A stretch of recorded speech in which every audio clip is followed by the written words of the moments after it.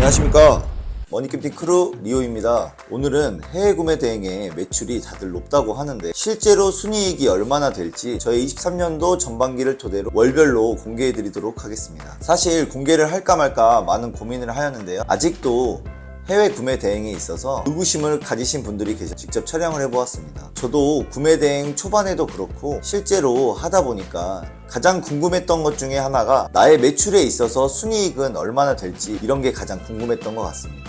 또한 실제로 매출을 이야기하시는 분들은 많은데 순이익에 대해서는 말씀하시는 분들이 많지 않아서 제가 한번 상세하게 공개를 해보도록 하겠습니다. 먼저 구매 대행의 순이익을 계산하는 법에 대해서 말씀을 드리겠습니다. 먼저 스마트 스토어나 쿠팡 같은 플랫폼에서 고객이 결제한 금액에서 마켓 수수료를 빼줘야 합니다. 마켓 수수료는 플랫폼 및 카테고리별로 다르니 직접 확인해 보시기 바랍니다. 그리고 나서 해외 사이트인 타오바오와 같은 곳에서 물건을 구매한 금액을 차감을 해줘야 합니다. 이때 타오바오 결제 수수료인 3%도 포함하여 차감해야 합니다. 다음은 배대지 비용입니다.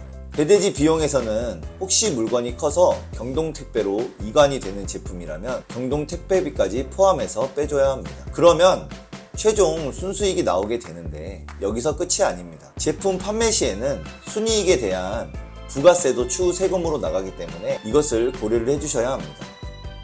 일반 과세자는 10%, 간이 과세자는 1%에 대한 부가세를 내게 됩니다. 이렇게 부가세까지 뺀 금액이 최종 순수익이 되겠습니다. 그러면 실제로 이러한 계산을 정확하게 하기 위해서는 매출 장부를 작성해야 하는데요, 주문량이 적을 때에는 직접 마켓별로 하나하나씩 타이핑을 해서 수기로 작성을 하셔도 됩니다. 그러나 주문량이 많아지시면 이것을 매번 타이핑으로 작성하시기가 힘들어지기 때문에 저는 조금 더 편리하게 하기 위해서 통합주문 관리 프로그램인 샵마인을 이용하게 됩니다. 이 샵마인에서 엑셀로 파일을 다운받아 보시면 이렇게 주문 건수와 각종 수수료들을 확인하실 수가 있습니다. 이러한 자료들을 통해서 제가 전반기 총 매출을 월별로 정리를 해보았는데요, 이때 주력으로 관리하던 상품들 또한 우측에 나열해 보았습니다. 제가 작년 12월 달에 구매 대행 이제 10개월 차가 되었는데요, 이때 꼭 달성하고 싶었던 1억의 매출을 돌파하였습니다. 그런데 1, 2월이 되니까 12월보다는 매출이 떨어졌습니다.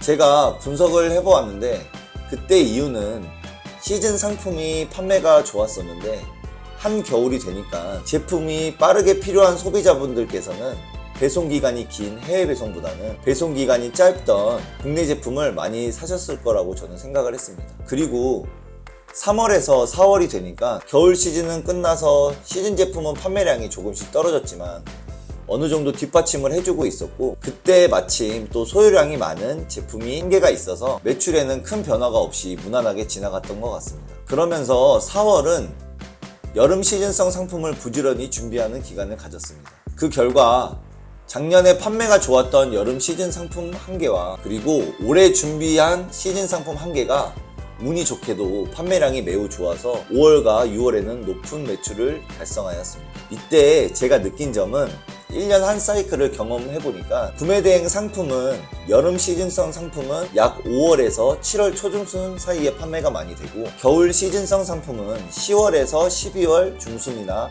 말까지가 가장 판매가 많이 되었던 것 같습니다. 시즌성 상품의 판매를 고려하시는 분들께서는 이러한 점을 참고하시면 좋을 것 같습니다. 여기서 제가 순수익을 정확히 알려드리고자 월별 광고비까지 한번 나타내 보았습니다. 반자동과 대량 등록은 적극적으로 돌리는지는 제가 잘 모르겠지만 특히나 수동에서는 저는 광고도 매우 중요한 요소라고 생각을 합니다. 시즌성 상품은 한창 시즌일 때 광고를 공격적으로 하는 편입니다. 물론 이때 로아스를 고려해서 광고비를 조절하긴 해야 합니다. 그리고 광고비를 제외하였을 때 저는 마진율을 보통 30% 이상을 잡습니다. 그리고 나서 실제 이번에 광고비를 제외를 해보니 평균적으로 약 26% 정도가 나오더라고요. 이렇게 분석을 해보니 중국 구매 대행이 다른 위탁 판매나 해외 구매 대행보다는 마진율이 굉장히 좋다라고 느꼈습니다. 그리고 저는 5월에서 6월로 넘어가면서 광고비를 더 공격적으로 사용을 하였습니다. 이럼에도 불구하고 마진율을 어느 정도 유지할 수 있었던 이유는 중국 판매자와 협상을 통해서 원가를 낮추시는 게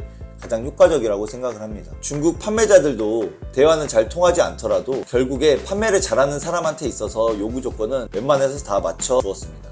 그렇기 때문에 원가를 낮춰달라는 저희 요구사항에도 협조적으로 들어주었던 것 같습니다. 그리고 순수익의 계산은 여기서 끝이 아닙니다. 이 외에도 고려해야 할 부분이 있습니다. 저는 광고비를 포함하여 계산하였지만 그것을 계산 안 하신 분들은 반드시 플랫폼별 정산현황에서 확인하셔서 광고비를 포함해 주셔야 하고, 이 나머지 사항들은 개개인마다 달라서 제가 고려해야 될 사항으로 넣어 놓았습니다. 보시면 직원이나 알바 고용비, 그리고 사무실 비용, 여기는 비상주 사무실도 포함이 됩니다. 그리고 다음은 각종 세금이나 국민연금, 의료보험들도 포함을 해줘야 합니다. 또한 고정적으로 지출되는 생활비들 같은 경우에도 순이익에서 제외를 해주셔야 대표님들도 정말 가져가시는 순이익을 계산을 하실 수가 있습니다.